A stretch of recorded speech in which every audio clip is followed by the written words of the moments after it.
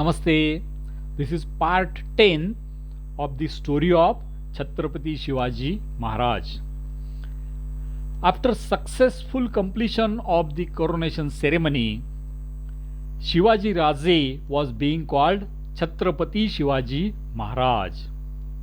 Now he decided to bring all the kings in South Bharat together and create a major force which will work against the Mughals, the invader Mughals.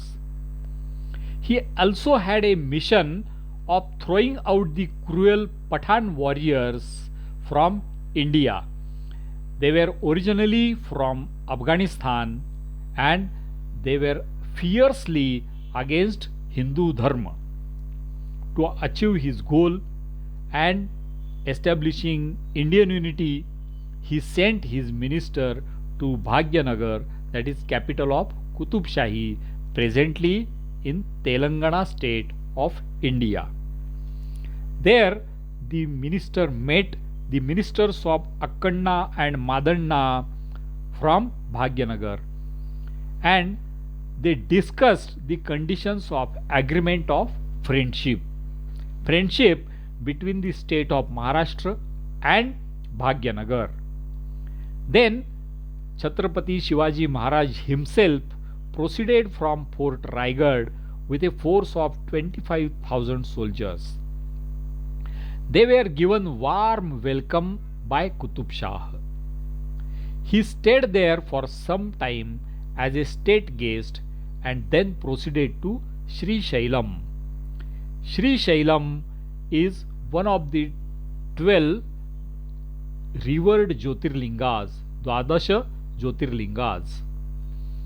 There he stayed for a few days and performed puja multiple times. He ordered to build a Gopuram, which is South Indian style gate at the temple entrance, and a ghat on the Tungabhadra river.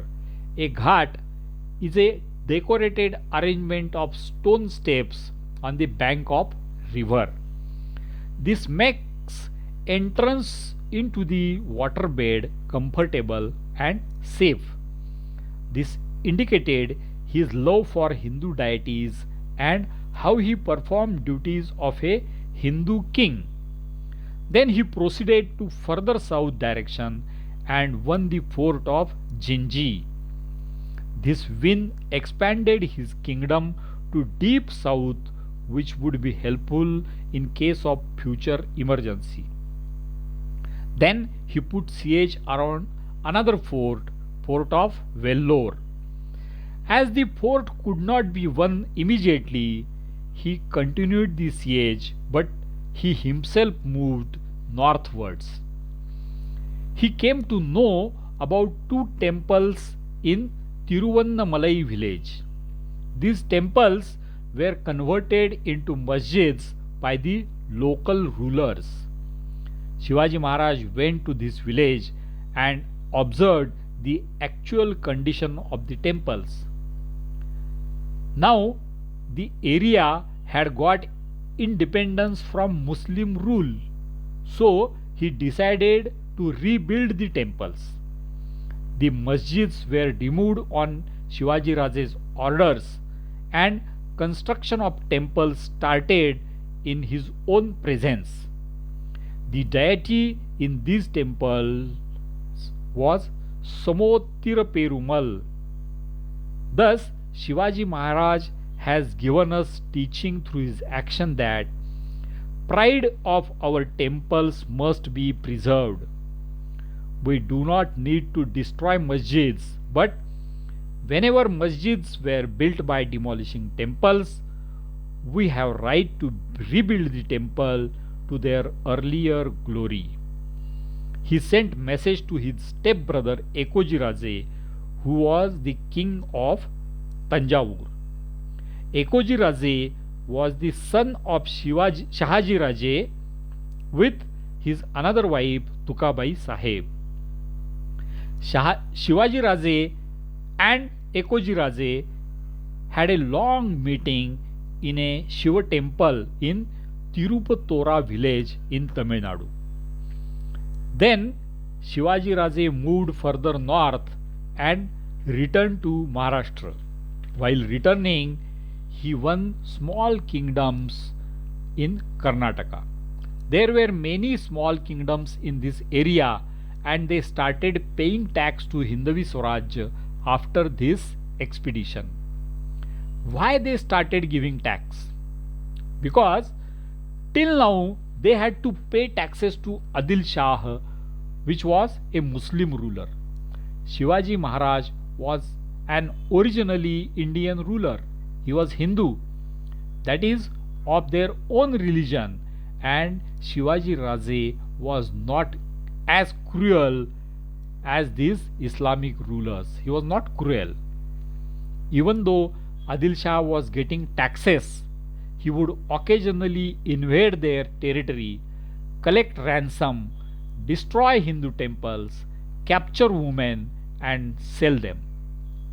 Shivaji Maharaj gave them protection against all these terrorist acts and atrocities of Adil Shah.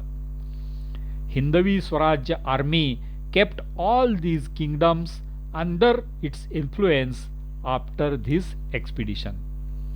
These kingdoms included Balapur, Bangalore, Hoskote, Kolar, Kaviripattam, Chidambaram, Vrudhachalam, and many other small kingdoms. In his return journey in Belawadi in Karnataka, there was a small village fort and the area was ruled by a lady named Desai, that is, wife of Desai. Her husband had died and she was taking care of her small child and also of the small kingdom. She attacked Shivaji Raje's camp and carried away some bullock carts containing food grains. Shivaji Raje's soldiers retaliated with attack and defeated her. When she was brought as prisoner in front of Maharaj, she begged pardon and gave her son in the lap of Shivaji Raje. Looking at the age of the son, and as Shivaji Raje always revered women, he returned the small kingdom to her. He installed sculptures at many places which show Shivaji Raje offering a flask of milk to her son. This indicates how Shivaji Maharaj cared about women and taught us to revere women.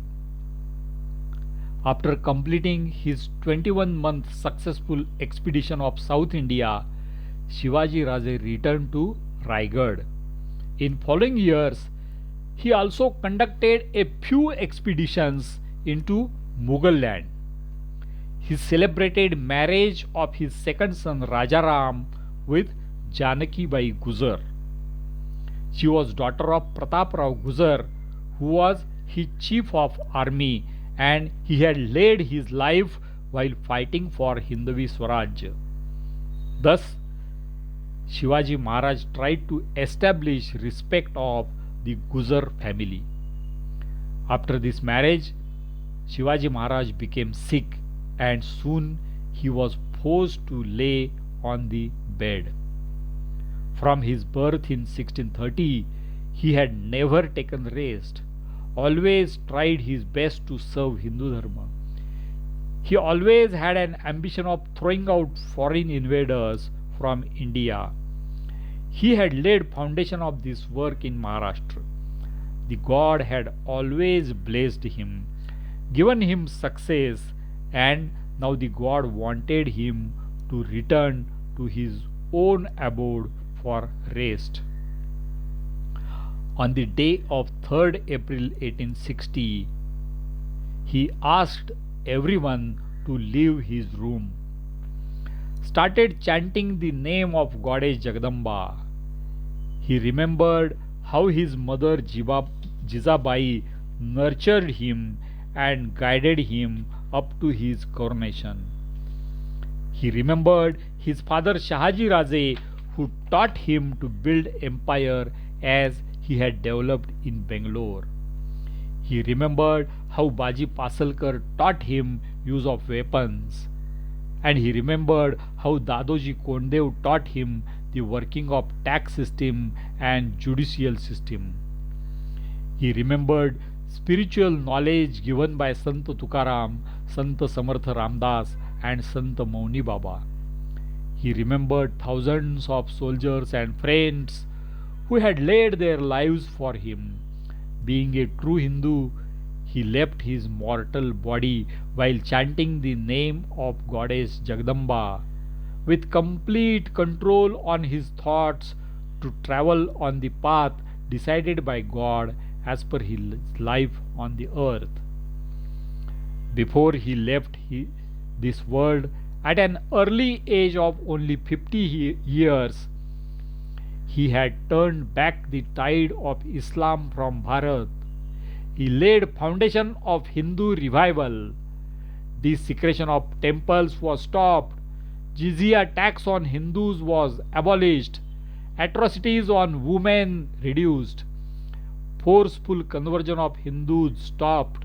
Atrocities on war prisoners stopped. His successors freed India from the clutches of cruel Mughal invaders. He is a living example to teach us how to serve our India, our Hindu Dharma, our fellow citizen. On the foundation laid by him, his followers are still trying to protect Bharat, Hindu Dharma, and Hindu people all over the world. I pray to the God that everyone reading this book becomes a true Hindu and makes all type of efforts to save Hindu culture.